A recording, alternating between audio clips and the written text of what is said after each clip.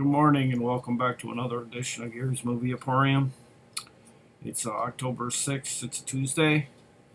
Today I'm doing another Dollar Tree. So let's get started, guys. It's mostly consists of DVDs here. Started off the bats with a Christmas title here. It's called A Christmas Story. It stars Robert James Collier, Rana Law, Richard Clements, and Pierce Brosnan, and it's narrated by Liam Neeson. Like I said, it's called A Christmas Story. Prepare to believe in miracles, and like I said, it comes with a slip here. It's 78 minutes. It's an E1. It's from 2015. There's the back. Pretty good with a Christmas collection that I'm starting to get. Next up is a movie I did not care for. I thought it was probably should have never been greenlit by a studio in Hollywood. This movie starred Reese Witherspoon and Sofia Vergara. It's called Hot Pursuit. I more or less got this because I thought my wife might want it.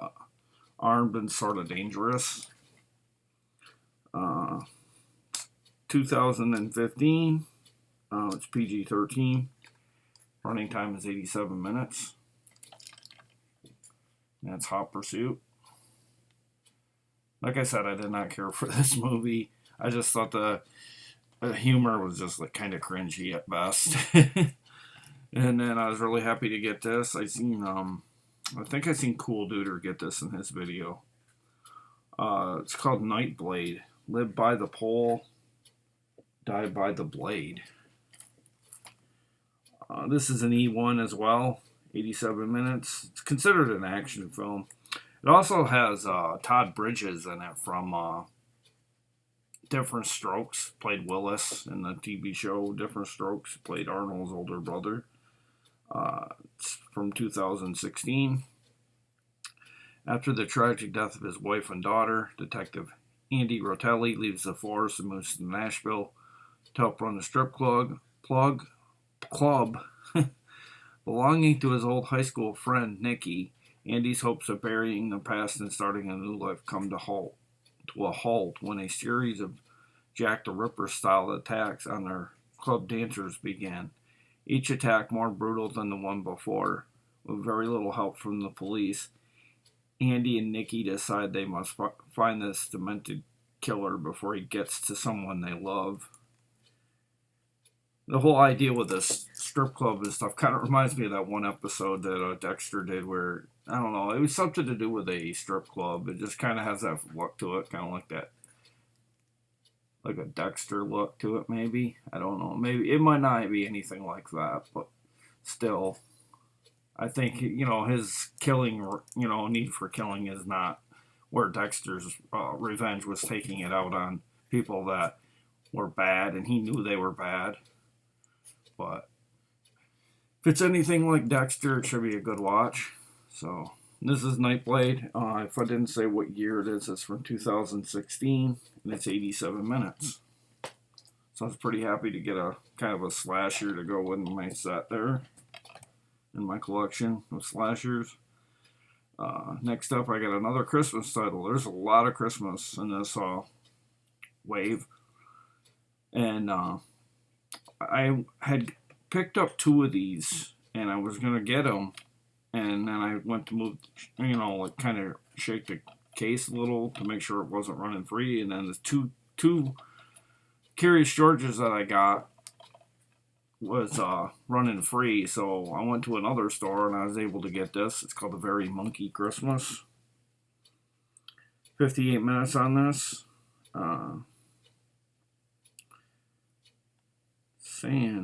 Trying to see what year.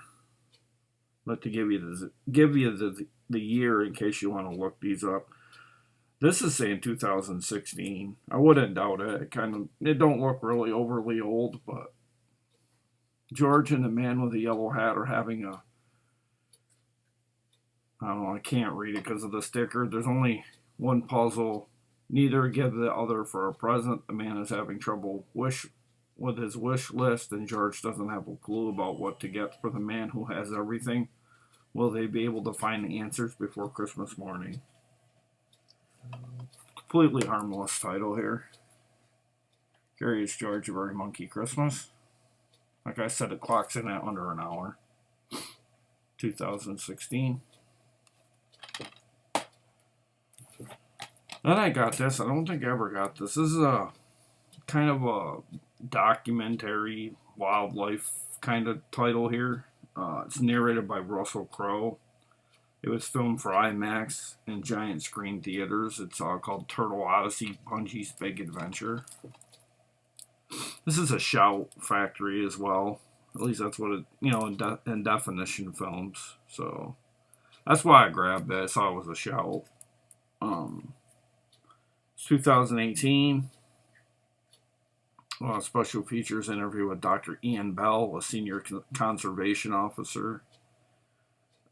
60 minutes, and like I said, 2018. Here's the back. Claire's a little less fluent today. I turned down the setting on the computer again. Plus, I did something with our light in the background there.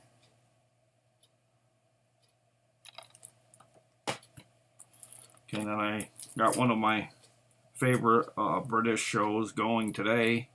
It's a BBC Doctor Who, The Return of Dr. Mysterio. It says it, like I said, it's from the BBC. 2017. 60 minutes on here. So I don't know if this is just pretty much one episode with bonus features thrown in, a new kind of hero and Doctor Who extra. Let's see. Peter Capaldi, Matt Lucas, Justin Chatwin, and Charity Wakefield.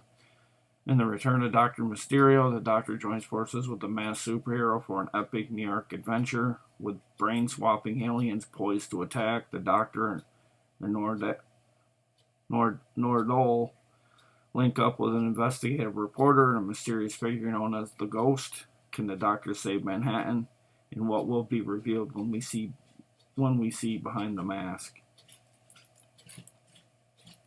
There's another one circulating around too. I think it's a season 9 part 2. I think I might have that coming in a trade, but if I don't end up getting it, I'm really looking for another Doctor Who, or as many Doctor Who's as I can get.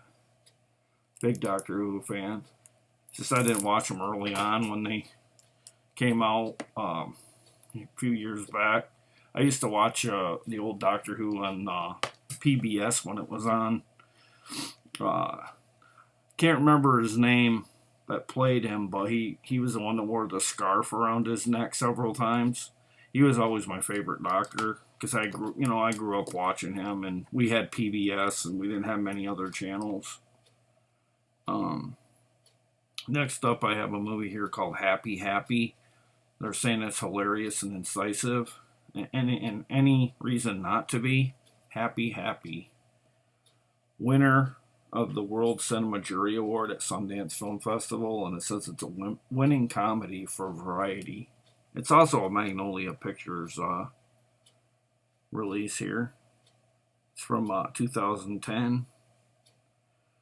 Let's see, I'm trying to see how long. 88 minutes. Family is the most important thing in the world to Kaja. She is an eternal optimist in spite of living with a man who would rather go hunting with the boys, who refuses to have sex with her because she isn't particularly attractive anymore. Whatever, that's life. But when the perfect couple move in next door, Kaja struggles to keep her emotions in check.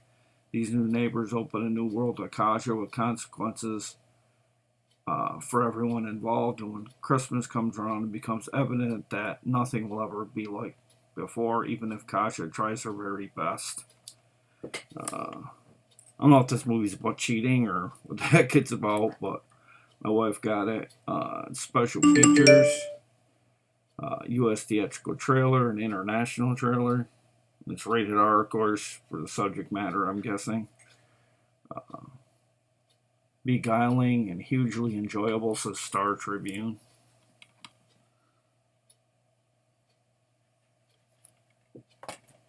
And then I got another BBC video TV series here. I think it's a season 2. Let's see. It's to this. No, it's actually the 7th season. It says it's a complete 7th season of a show called Aloo. The classic BBC comedy series from Jeremy Lloyd and David Croft. Like I said, kind of has that ball rat looking guy on the cover, kind of like going on there. See him there with a, I don't know if it's kind of like a bellboy kind of thing going on there. Says it's, like I said, it's 2-disc, 1991, almost 300 minutes. I got to think about it. I didn't really see the sense of getting this, though, because it's like the 7th season. You'd have to get the other 6 before it, you know. Poor Rene, his only desire is for a peaceful life in his quiet cafe in Nouvion, France. The only difficult decision he wishes to make is which waitress to sneak off to the broom closet with for a quick cuddle. But ever since the war started, nothing is simple, as if it wasn't bad enough to be shot dead by the Germans. Now the resistance wants to shoot him also, and he must flee to, of all places, England. But first he must rescue his mother-in-law, who was last seen in her bed with Leclerc, attached to a hot air balloon heading due south at 500 feet, and he must also smuggle food to the British airmen, who have gotten themselves stuck down a drain in the middle of the town square, all while attempting to evade the deadly singing voice of his wife Edith. Will this war never end? Written by Jeremy Lloyd and Paul Adam, produced by Mike Stevens, directed by Sue Longstaff, starring Gordon Kay, Richard Marner, Carmen Silvera, Kim Hartman, Vicky Michelle, Richard Gibson, Kirsten Cook, Guy Seiner, Arthur Bostrom, Sue Hodge, and Kenneth Connor. I don't know much about this one. Maybe you guys know. I'm sure probably somebody grabbed this. It's quite extensively heavy, so I know it's 2-disc, but I have a feeling like there might be something else in here too. Maybe a little bit like some pamphlet or something. It's kind of, like I said, kind of heavy. And then I got a movie starring Dean Cain here. It says One Hot Team. Prolonged Exposure. I don't know if I ever got this or not, so I just grabbed it. It's an Echo Bridge title from 2019, 108 minutes. It also says it's an SP releasing title as well. Psychotherapist Murdoch Lane is happy when a liability company sends him several new patients who survived the explosion of an office complex. He employs the technique of prolonged exposure on the many traumatized victims, but details begin to emerge that don't add up when Detective Montenegro, or Dean Cain, comes to the doctor with theories of foul play. Everything unravels. Soon Murdoch Lane and his patients are in danger as the perpetrators look to eliminate witnesses to the crime. So, bit of a thriller here, more than anything, but can't go wrong with Dean Cain. Sometimes he makes some pretty decent, or fairly good ones. Spider-Man 3 is next up in the lineup here. Every hero has a choice. This is a widescreen presentation. Really hard to see the back. 139 minutes, quite long one here.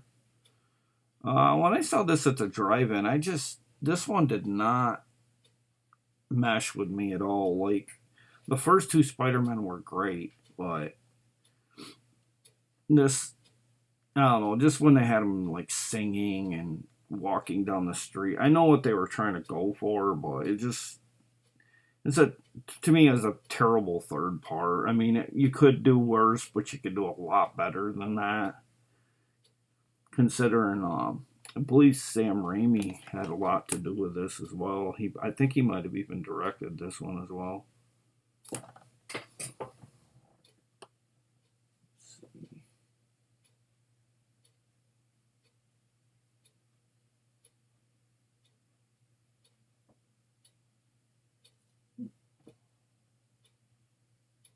Yeah, he did. He directed it. It says he did right there.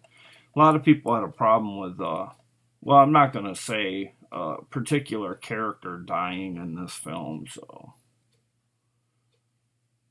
that's one of the problems people had with it, I think. And it just, they could have did a lot more with Venom in this as well. It tried to capture the heart of the original, but no, just, to me, it just failed miserably. And then next up, I got a movie starring Dakota Johnson, Rebel Wilson, Allison Brie, and Leslie Mann. I like Leslie Mann. She's a pretty lady. Uh, Welcome to the Party. It's from Warner Brothers and New Line in conjunction with MGM. 110 minutes on this. It's from 2016.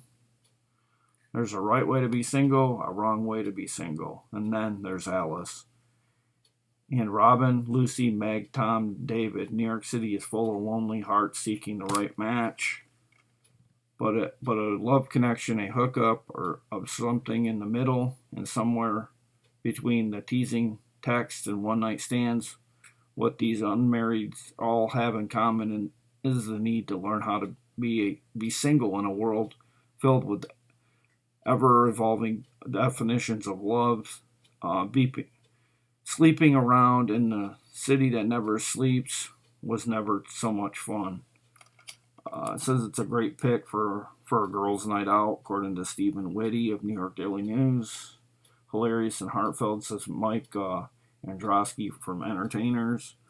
Also has special features, deleted scenes, language and subtitles are English and French, dubbed in Quebec and Espanol. Bonus material, a trailer may not be subtitled. So, if you're looking for subtitles on the trailer and you're of that particular language, you're probably going to be screwed. There's the back. And I got a movie starring Alice Esso and George Dubaras called Red Island Awakening Evil. This might be a extra too. I'm not sure. Have to go back through my movies and make sure.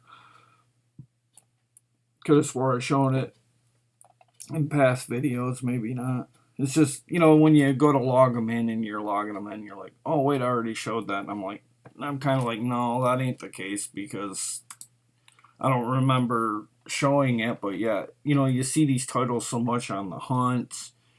You see other people getting them in their videos, and by the time you do all of that, it kind of feels like you bought it. And I think that's why we as a community, when we do these hunts, we buy extras because we think we don't have it, and then we watch all these videos and like, wait, I have that, and then it's like you get home and it's like, wait, no, I didn't get that. I saw that in someone's video, and it kind of like gets instilled in your head about particular titles.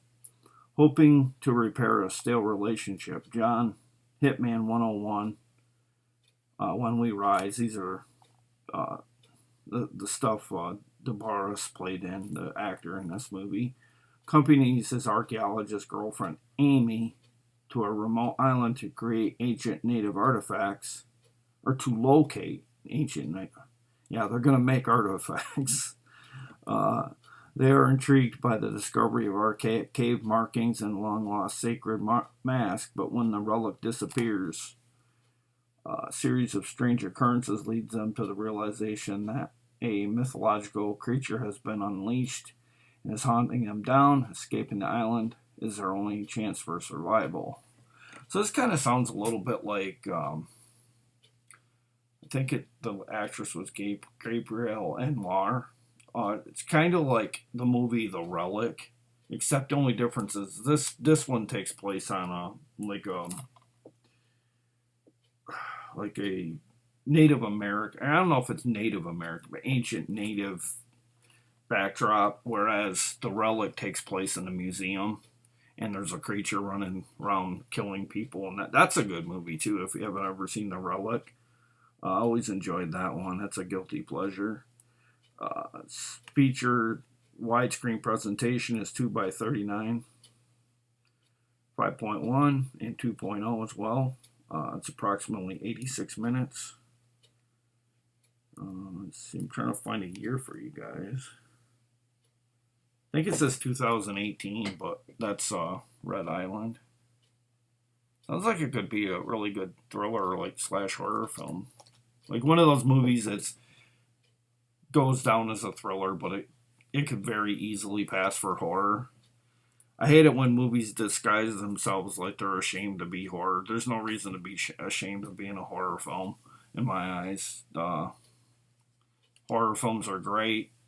There's nothing wrong with, the genre. I mean, yeah, there are a lot of duds in the genre, but to me, if you're gonna make a straight up horror film, why not just do it? It's not disgraceful. There's nothing wrong. There's sometimes horror films are better, about 80% of the time, better than the mainstream stuff that we get thrown down our throats every summer.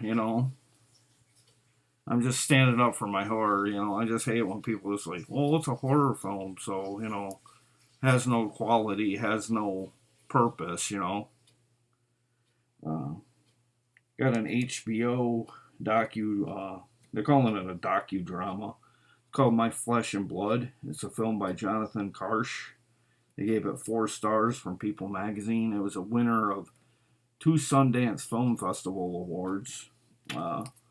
Who Says You Can't Choose Your Family?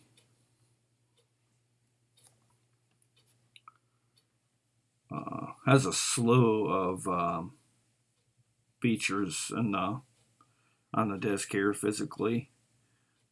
83 minutes. 2003/2004. Must have come out 2003. Hit DVD in 2004. Like I said, it was a winner of the Audience and Directors Awards at the Film Festival at Sundance.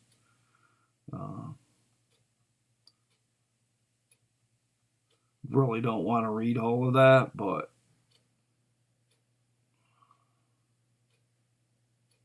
I don't know if it's people that adopt children and then they live as one big extended family. That's what it looks like to me. Like extended meaning several, people adopting kids, and then they have the means to take care of them, and they just live as one big household, like 15, 20 people in a house, or at least 10 to 12 people living in the house. And then they take on the task of kind of all pitching in. If they're not the mother or father, they could be the aunt or uncle for these children. Sounds kind of interesting. But I don't know. I think I might have remembered seeing this on HBO. I didn't watch it, but I remember it airing like it was going to be coming on HBO. But that was so long ago now that, and like I said, it's my Flesh and Blood. Getting a lot of rave reviews, so it must be pretty decent. Then next up, here I got a movie with, not just a movie, but movies with Sam Elliott. I Will Fight No More Forever. It's a 10 bonus movie set here. Stories of the Century, Geronimo, The Great Indian Wars, Sunset Carson Rides Again, The Proud and Damned, Cry Blood, Apache, Stories of the Century, The Apache Kid, Yuma, Wackiest Wagon Train in the West, The Gunfighters, and Sitting Bull.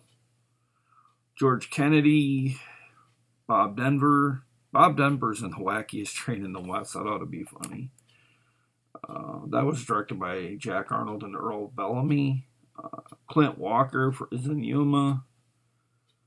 Jim Davis is a detective. Matt Clark in Stories of the Century. I think that's an episode because this is 26 minutes. That's the shortest title on here. 26 minutes. Next being the 62. Well, no. Stories of the Centuries, 26 minutes as well. But these titles vary from the 1950s right straight on up to 71. Well, there's one that's 48 here too. 72, 1987, 1970, and 1954. So there's a mixed bag of decades of, movies here. Some of them, a couple of them I think are episodes. But the main one, it says, I Will Fight No More Forever. Chief Joseph and Nez Perce tribe of the Wallowa Valley held their ground as others were being forced off their land, but when General Oliver O. Howard told Joseph that he and his people must also move up to the reservation, they decided to retreat instead of submitting to the government's orders. So it's going to be a bit of a bloodbath in that one. It's from 1975.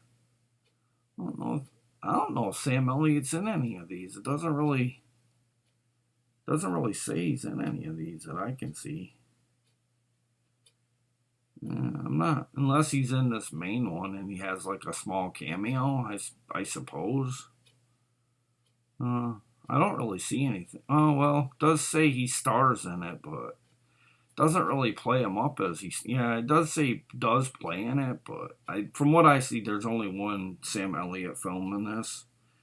And I don't know how big I've seen people say that actors will star in something and then they die within like the first half hour or something. Like it's more like a bit of a cameo starring kind of thing, just because of their name, But I opened this because I didn't know I was curious how many discs it was. It's 2. It has the wackiest Yuma, the wackiest wagon train in the West. Sunset Carson rides again. The Gunfighters, the Proud and Damned on disc 1. Disc 2 is Sitting Bull, I Will Fight No More Forever.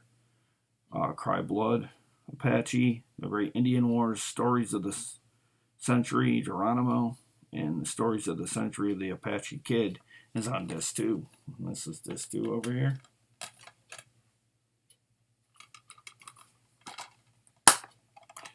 If I didn't say what year this was from, it's from 2018. And I'm trying to see how long the compilated disc here is of all these titles. Oh my god, it's 841 minutes. This is well worth your dollar. Even if they're not the greatest of quality. It's black and white and some color. I'm gathering probably mostly black and white.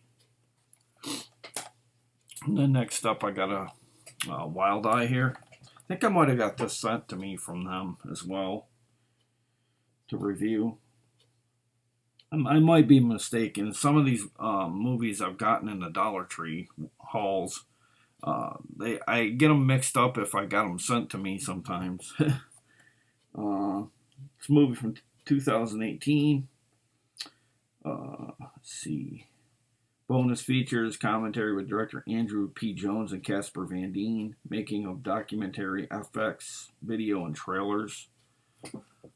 Let's see. A group of filmmakers shooting a behind-the-scenes documentary in a reportedly haunted hotel are faced with an unfathomable demonic force that possesses and attacks both the crew and the film's star, Casper Van Dien.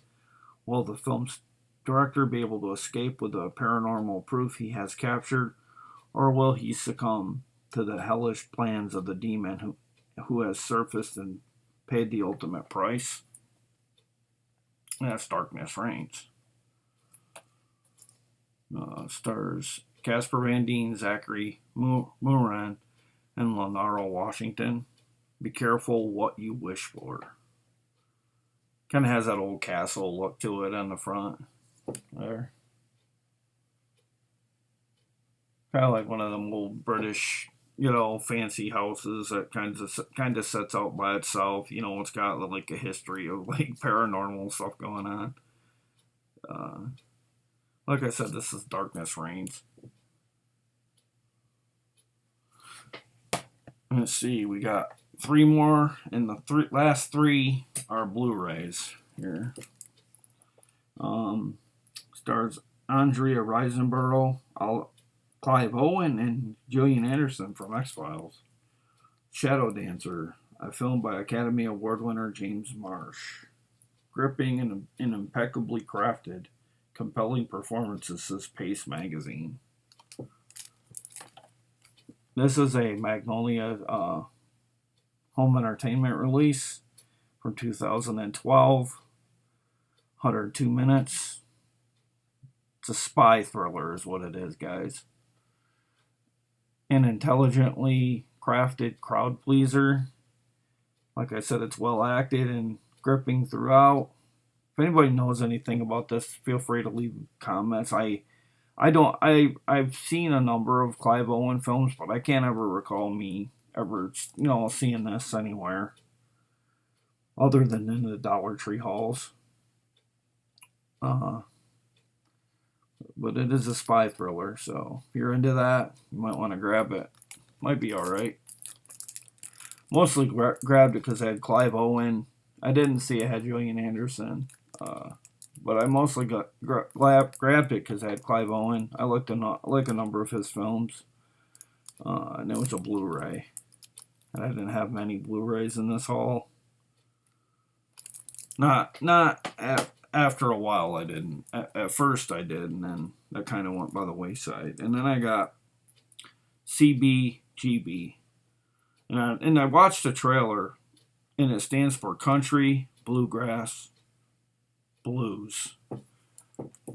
And it stars, let's see,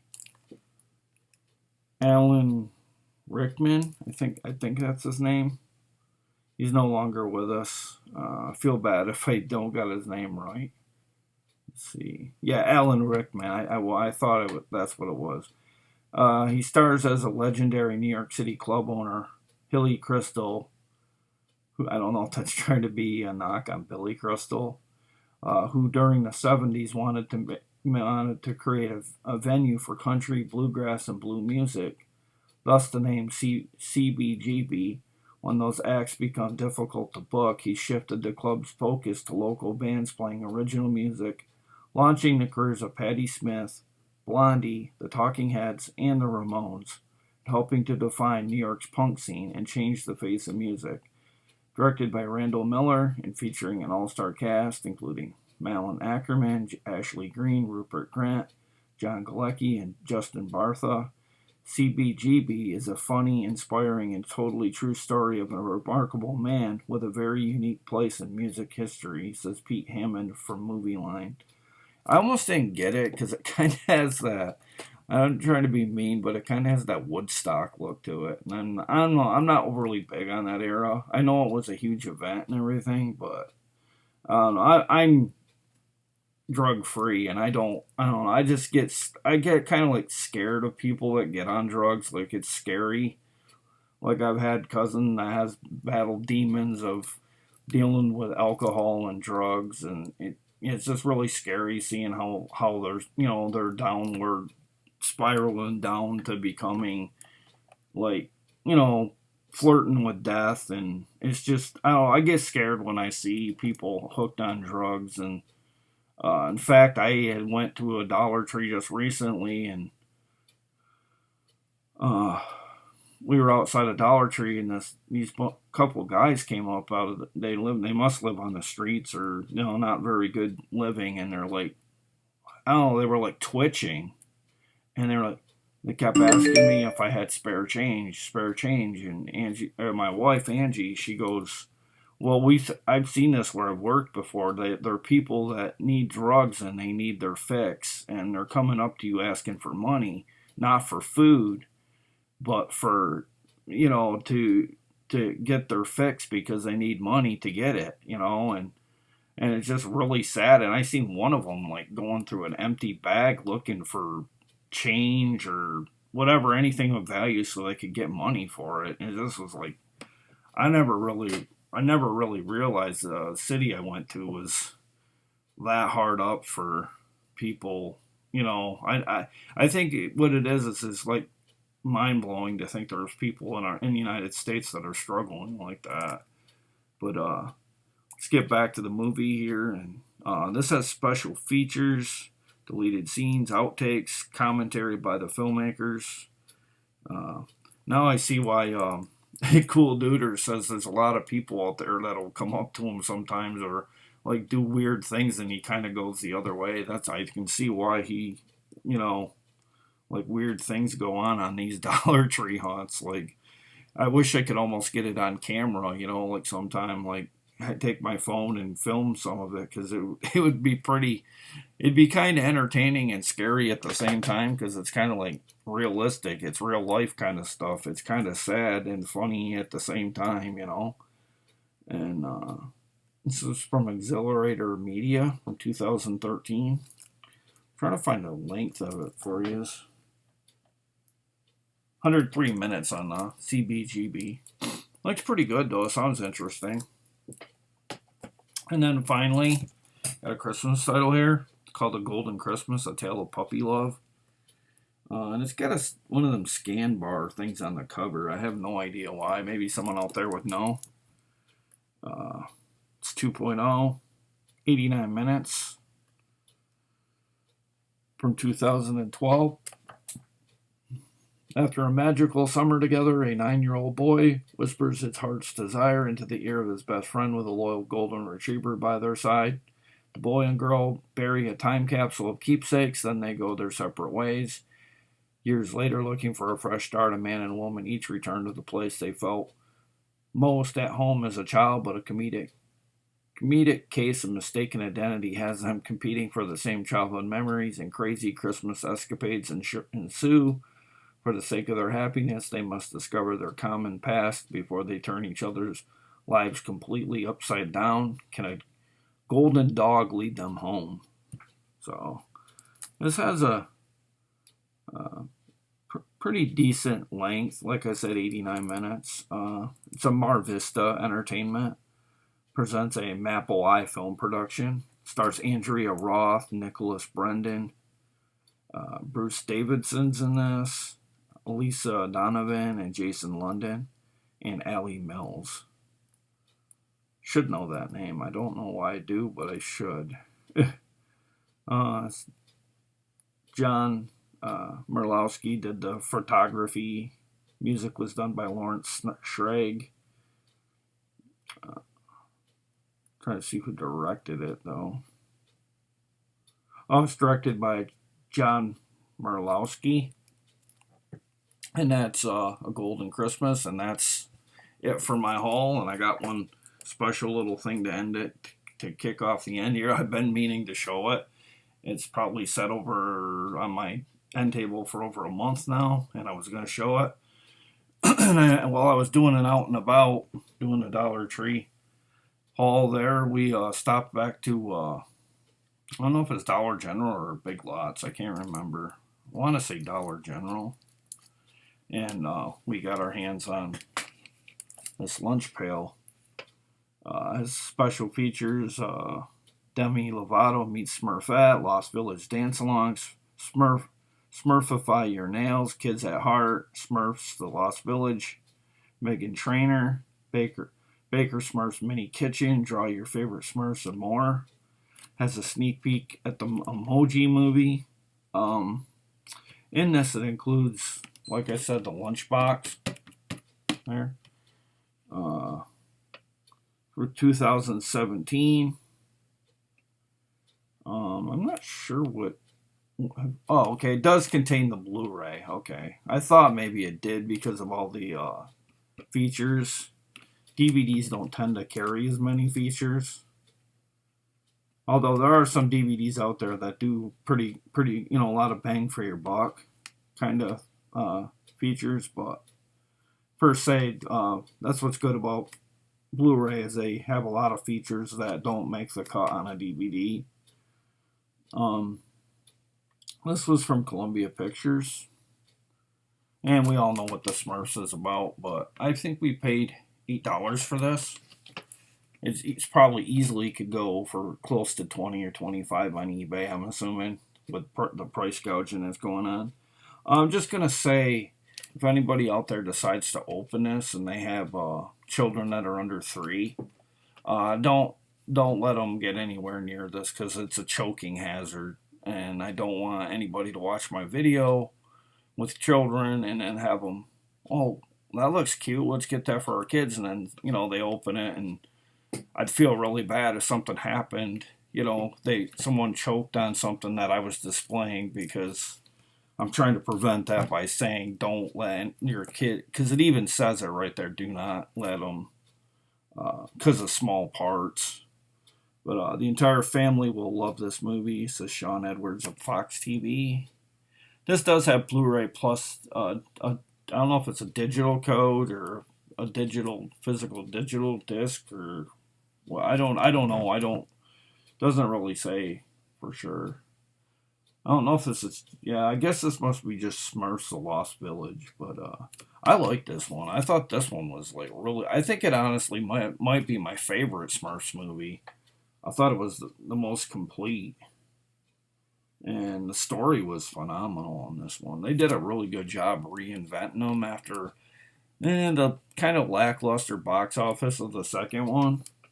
But I really liked this third one. I think this was a really cool animated film. It runs 90 minutes as well. But that concludes the haul. But I'd like to thank everybody that watched my review for Clownado. It was my highest viewed review I've done to date with Wild Eye. And so more eyes got to see that for Wild Eye, so they're probably going to be pretty happy about that. Thank you for taking in my videos and going on these little bit of reminiscing about what I got at the Dollar Tree. I got several titles, and I think I got like 18 again, somewhere around there. I'm sorry about the length, but I had to get some of these titles in because I still got a lot more over there. So I got more than enough content to shoot in the next week to 2 weeks. And I'm sorry about my dishwasher that's beeping in the background. But thank you for watching, and I'll probably take a day off because I've shot 2 days back to back. I kind of like to spread them out a little bit, give people a chance to breathe with the videos. And you all stay safe, and please share, like, and subscribe. Tell your friends on social media. If you want, you can tell them in person. Whatever you do to my subscriber count's at 114, and it continues to grow. And that's all because of you guys. And thank you, and I'll see you in a day or two. See you later, guys. Bye.